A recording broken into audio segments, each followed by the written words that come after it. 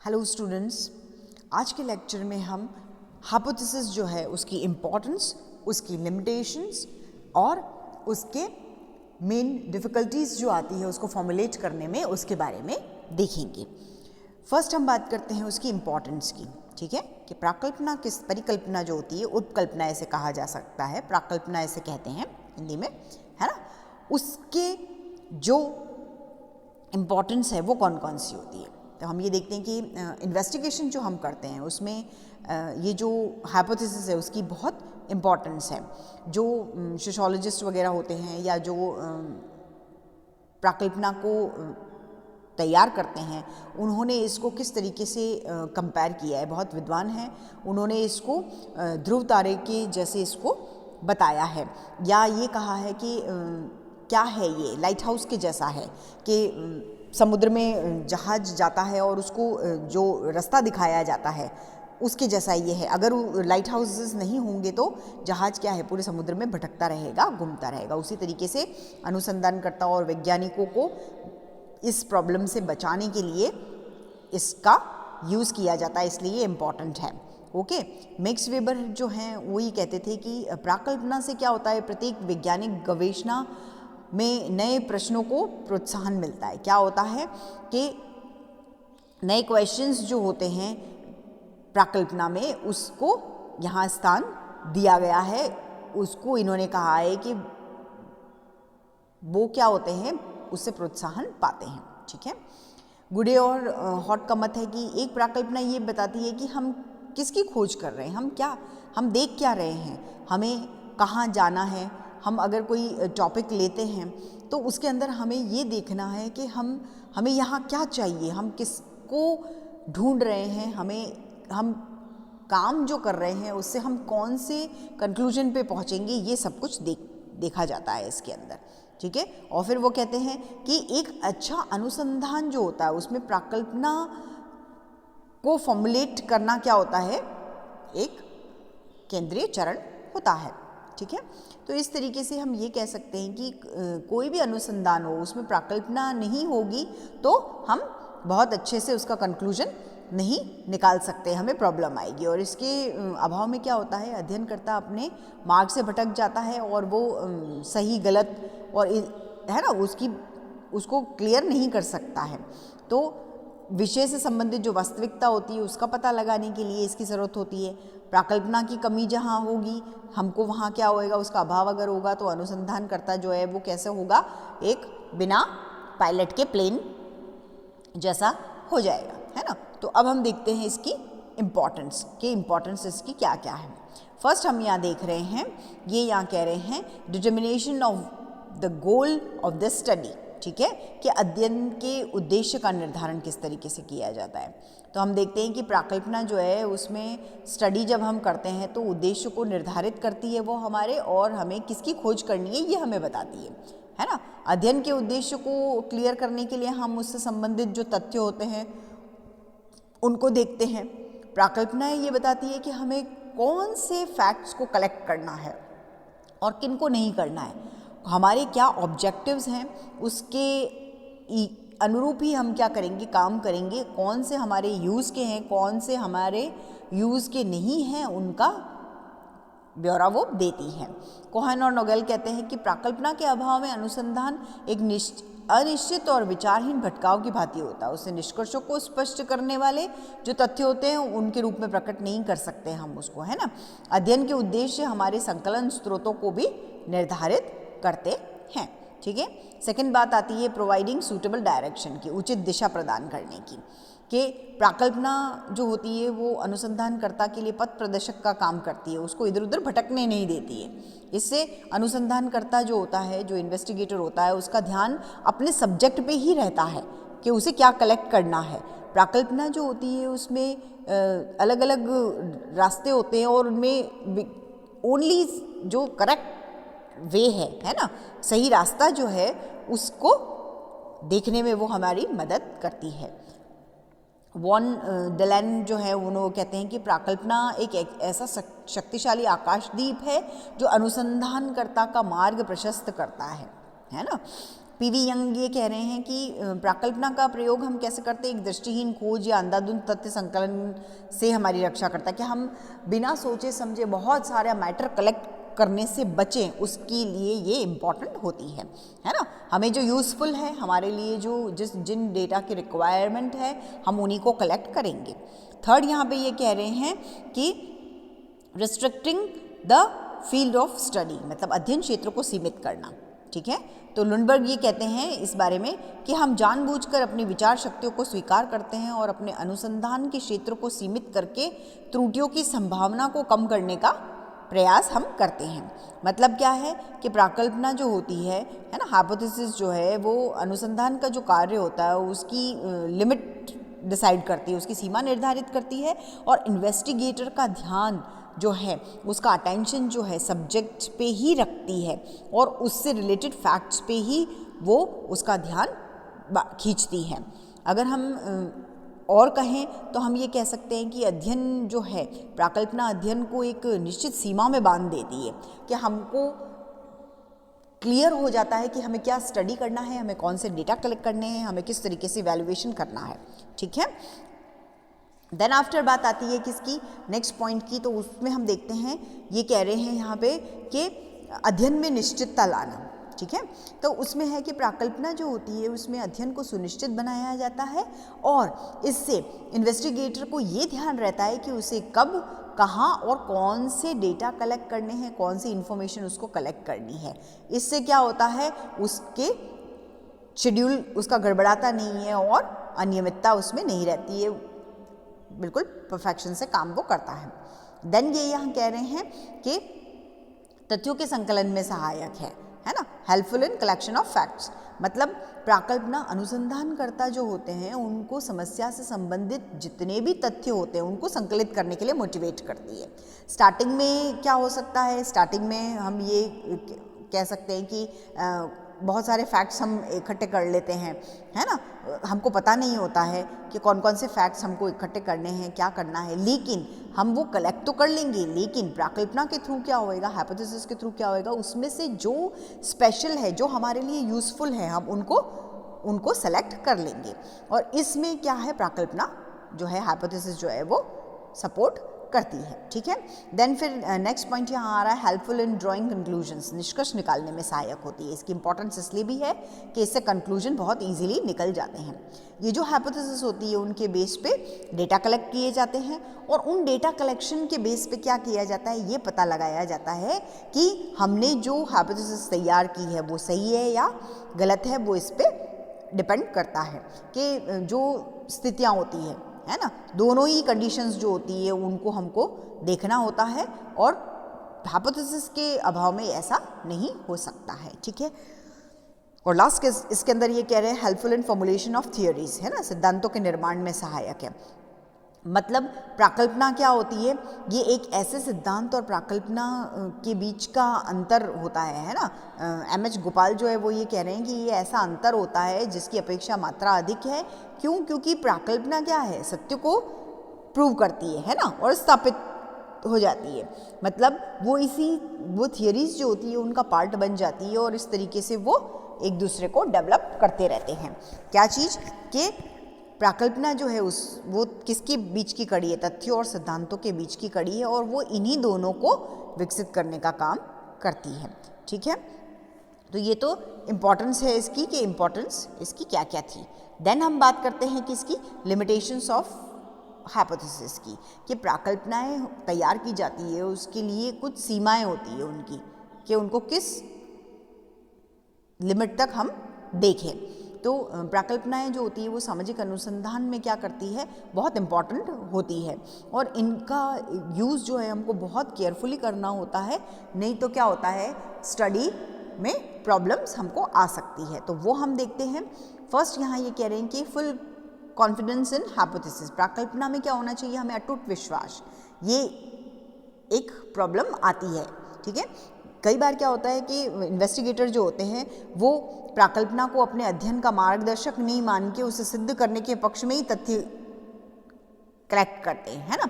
हम प्राकल्पनाएं तैयार कर लेते हैं, हम हाइपोथेसिस तैयार कर लेते हैं और फिर हम ये कहते हैं कि हमको इनको प्रूव करना है, तो उसी वे में हम डेटा कलेक्ट करेंगे।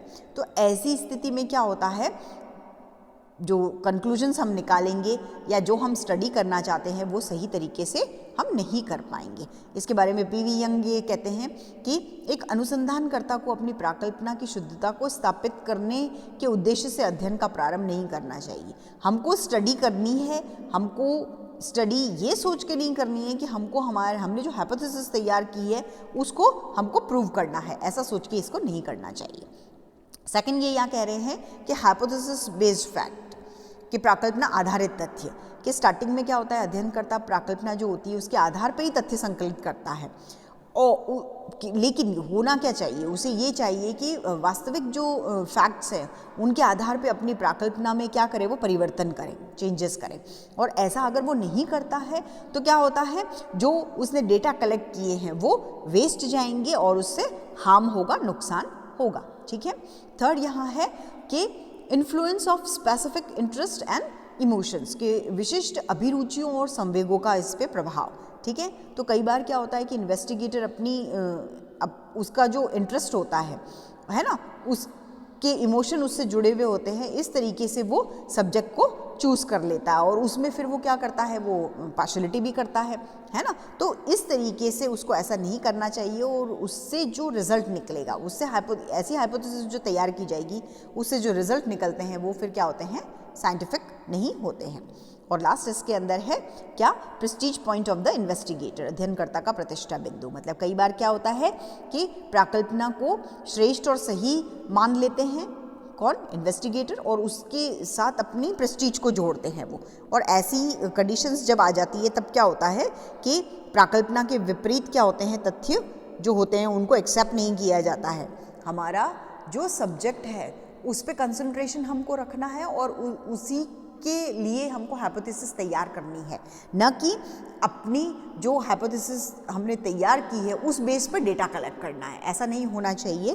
पहले हम सब्जेक्ट चूज़ करते हैं, देन आफ्टर फिर हम उससे रिलेटेड डेटा कलेक्ट करते हैं, देन हाइपोथेसिस हम तैयार करते हैं। यहाँ पे यहाँ कह रहे हैं कि हाइपोथेसिस के अकॉर्डिंग डेटा कलेक्ट नहीं करना चाहिए। क्यों? क्योंकि ऐसा अगर होता है तो हम हाइपोथेसिस अपनी करेक्ट करने के लिए, प्राकल्पना को सही साबित करने के लिए हम डेटा में तोड़ मरोड़ करेंगे, तो उससे जो रियल फैक्ट्स होते हैं वो हमारे सामने नहीं आते हैं, अध्ययन सही नहीं हो पाता है।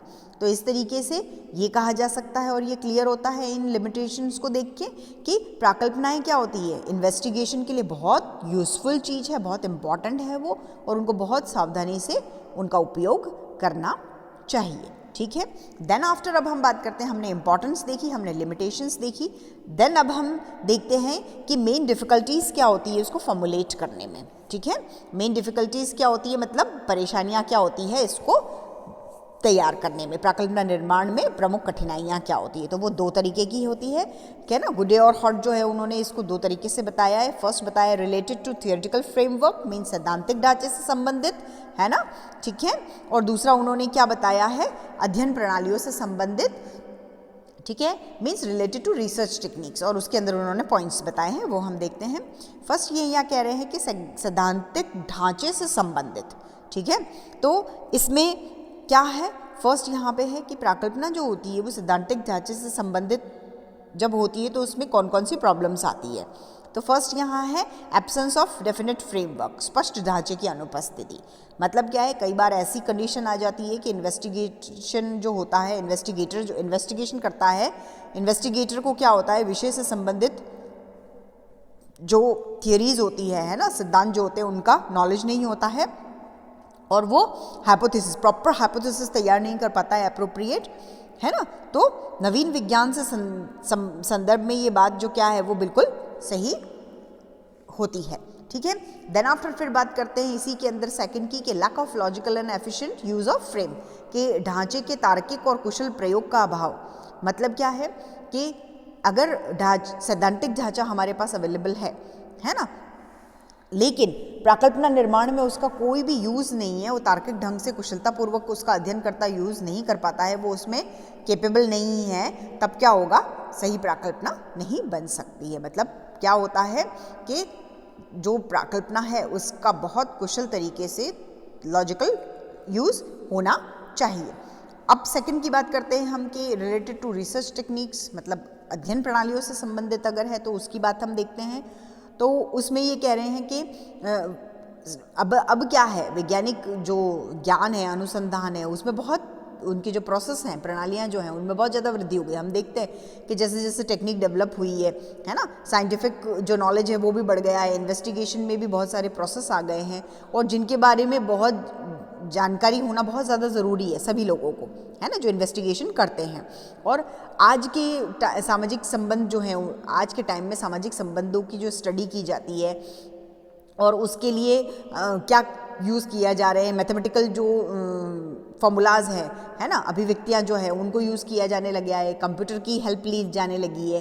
तो ये बहुत ज़्यादा ज़रूरी हो जाता है कि हाइपोथेसिस के फॉर्मुलेशन में भी हम क्या करें, इन्वेस्टिगेटर जो होता है उसको क्या करना चाहिए, उसको अध्ययन प्रणालियों को ध्यान में रखना चाहिए, है ना, और उसको टाइम, लेबर और पैसे की बचत का ध्यान रखना चाहिए, है ना, ताकि ये इनसे कंप्यूटर का अगर हम यूज़ करेंगे, न्यू टेक्नोलॉजीज़ वगैरह लेंगे तो इन सब की बचत हम कर सकते हैं। और इसके अलावा क्या प्रॉब्लम्स आती है, तो फर्स्ट यहाँ पे ये कह रहे हैं कि घटना की परिवर्तनशीलता होती है हमारे पास, ठीक है। तो उसमें हम देखते हैं कि सामाजिक घटनाओं की ये विशेषता होती है कि वो क्या होते हैं, परिवर्तनशील होते हैं, है ना, वो परिवर्तनशील होते हैं और उनकी स्थिति आज जैसी है वैसी हमेशा हो रहेगी ऐसा ज़रूरी नहीं है। मानव जो विचार करता है, उसके जो विश्वास होते हैं, उसकी भावनाएं जो होती है, मनोवृत्तियाँ जो होती है, वो हर टाइम चेंज होती रहती है और उनके बारे में हम अनुमान लगाएं ऐसा हम नहीं कर सकते, ऐसा कोई ये बहुत ज़्यादा कठिन काम होता है। तो मानव संबंधों को प्रभावित करने वाले जो कारक होते हैं और उनके पारस्परिक संबंध जो होते हैं वो चेंज होते रहते हैं और उनके बारे में क्या होता है, प्राकल्पना जो बनती है, हाइपोथेसिस जो फॉर्मुलेट की जाती है वो बहुत कठिन काम हो जाता है। फिर सेकंड हम देखते हैं कि अध्ययनकर्ता का पक्षपात, है ना, इन्वेस्टिगेटर जो होता है वो क्या करता है, पार्शियलिटी करता है, मतलब प्राकल्पना जो बनती है उनको फॉर्मुलेट करने में एक कठिनाई ये भी आती है, ठीक है, कि कोई ऐसा इंसिडेंट होता है उससे हमारा बहुत ज़्यादा अटैचमेंट हो जाता है, हम इमोशनली अटैच हो जाते हैं उससे, या हम उसको उसी तरीके से देखते हैं तो फिर हम सही गलत नहीं देख पाते हैं और हाइपोथेसिस जो है उसको भी हम नेगलेक्ट करते हैं और गलत डिसीजंस लेते हैं। और लास्ट ये यहाँ कह रहे हैं कि सजातीवाद होता है, मतलब क्या कहते हैं इसे, कि दूसरों की तुलना में वो क्या करते हैं, अपने समूह, जाति और प्रजाति के लिए क्या करते हैं, मन में भावनात्मक लगाव रखते हैं और उसी को वो मानते हैं। और ऐसी स्थिति में क्या होता है, व्यक्ति जो होता है, पर्सन जो होता है, वो अपने समाज, अपनी संस्कृति की तुलना दूसरी कल्चर और संस्कृति और समाज से और करने लगता है, दूसरे ग्रुप से करने लगता है और वो उसमें अपने आप को, अपनी संस्कृति को, अपने ग्रुप को सुपीरियर समझने लगता है और इस तरीके से वो पक्षपात करता है जो कि गलत होता है, ठीक है। फिर अब ये जो इस तरीके से प्रॉब्लम आती है उसके लिए पीवी यंग ने 3 सजेशंस दिए हैं। वो ये कहते हैं कि अनुसंधानकर्ता की जो दृष्टि है, उसके देखने का जो नज़रिया है वो बहुत क्लियर होना चाहिए, उसको क्या करना चाहिए, उसको नियंत्रित कल्पना शक्ति और रचनात्मक चिंतन का यूज़ करना चाहिए और सैद्धांतिक ढांचे की उसको उपलब्धता होनी चाहिए और उसको प्रॉपर ज्ञान होना चाहिए। तो इन सब बातों की पुष्टि लास्ट में कोहेन अपने शब्दों से कर रहे हैं और वो ये कह रहे हैं कि वो कहते हैं कि जो लोग विषय के पूर्व ज्ञान के अभाव में कोरे मस्तिष्क से अनुसंधान कार्य आरंभ करते हैं उनका क्या होता है, वैज्ञानिक उपलब्धियां बड़ी कठिनाइयों से मिलती है।